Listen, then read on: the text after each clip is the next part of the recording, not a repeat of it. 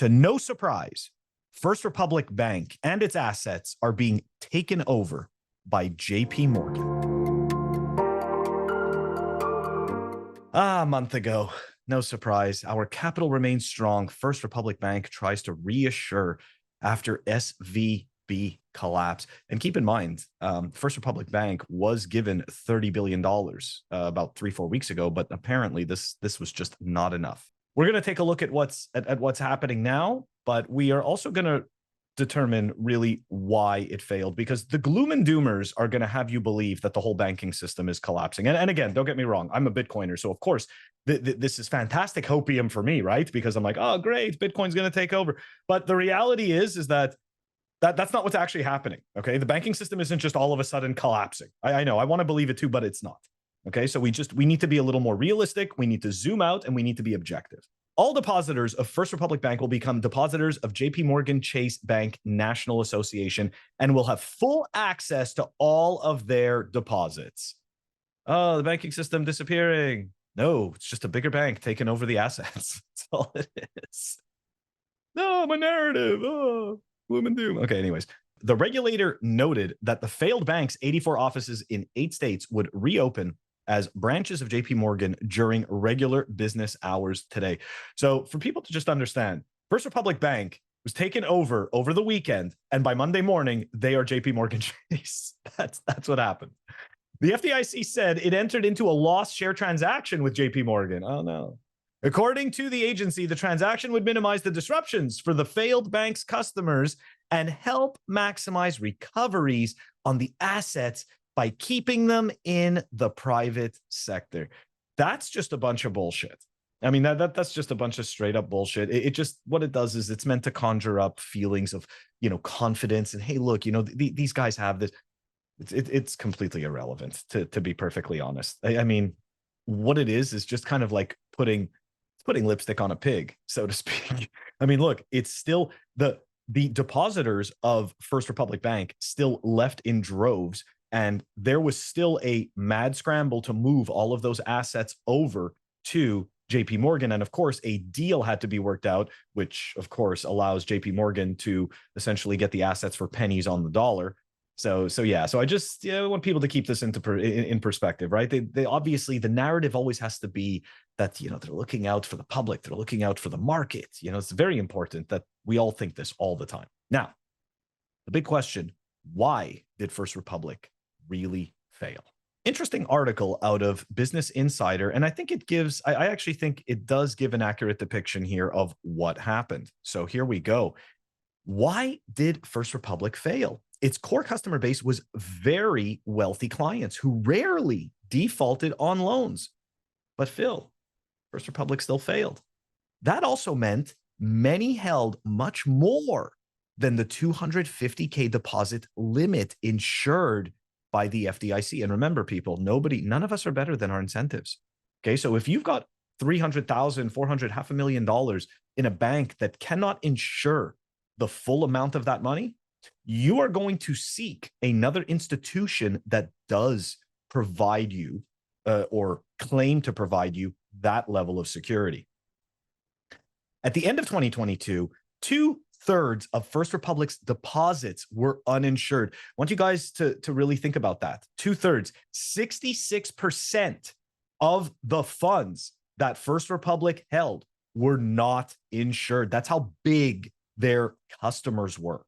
When SVB and Signature Bank failed, these wealthy customers fled First Republic in droves for fear of losing their cash.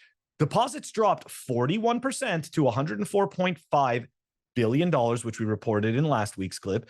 In the first 3 months of the year, they appeared to have fallen by another $12 billion by the time of JP Morgan's acquisition, based on the $92 billion deposit figure it cited.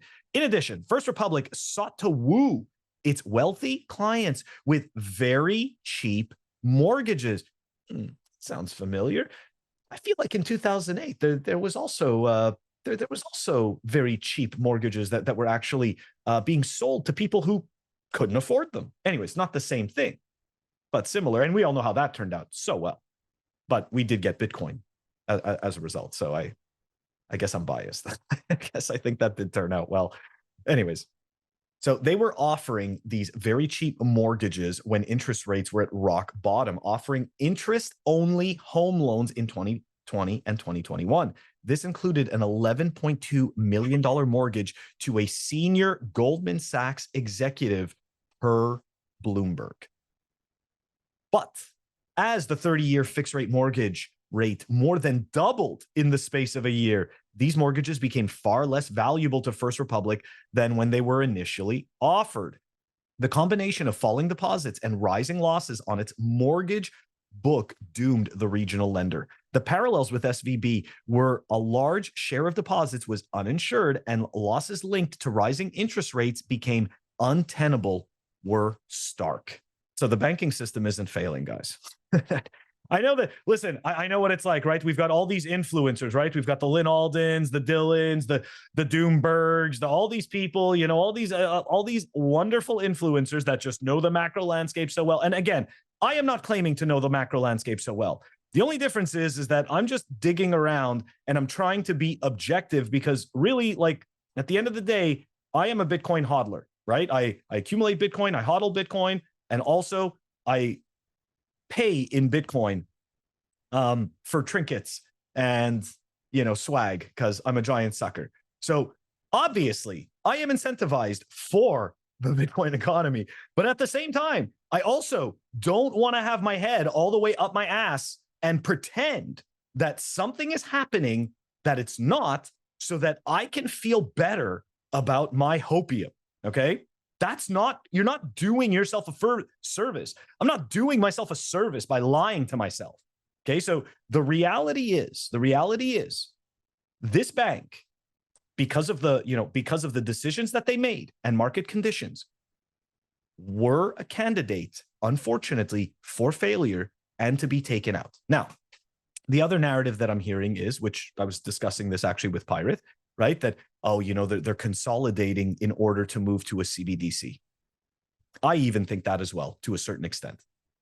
I mean, look, it does seem plausible. We are seeing the rails, the back end rails of a CBDC, with news such as FedNow, which again, FedNow is not a CBDC. It's just a back end framework to speed up transactions, interbank transactions. So again, that's not, we're not seeing the complete picture just yet.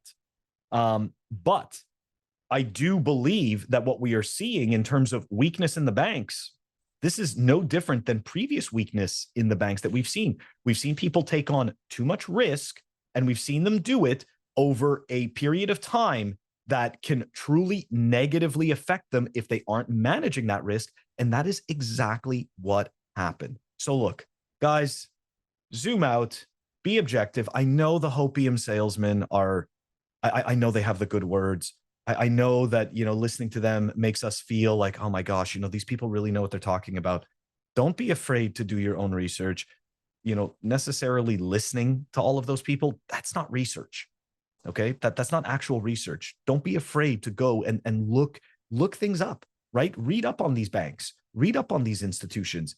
You might find out that what's actually happening is due to market conditions. And the last piece I want to say is this. In no way am I saying that the governments and the larger institutions are not picking winners and losers. I do believe they are picking winners and losers.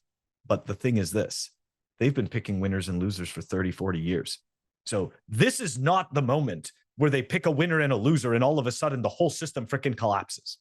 It just isn't. I want it to be. Trust me, I want it to be, but it just isn't. So I'm not going to lie to myself. Anyways, guys, catch you all tomorrow. Don't forget to like and subscribe.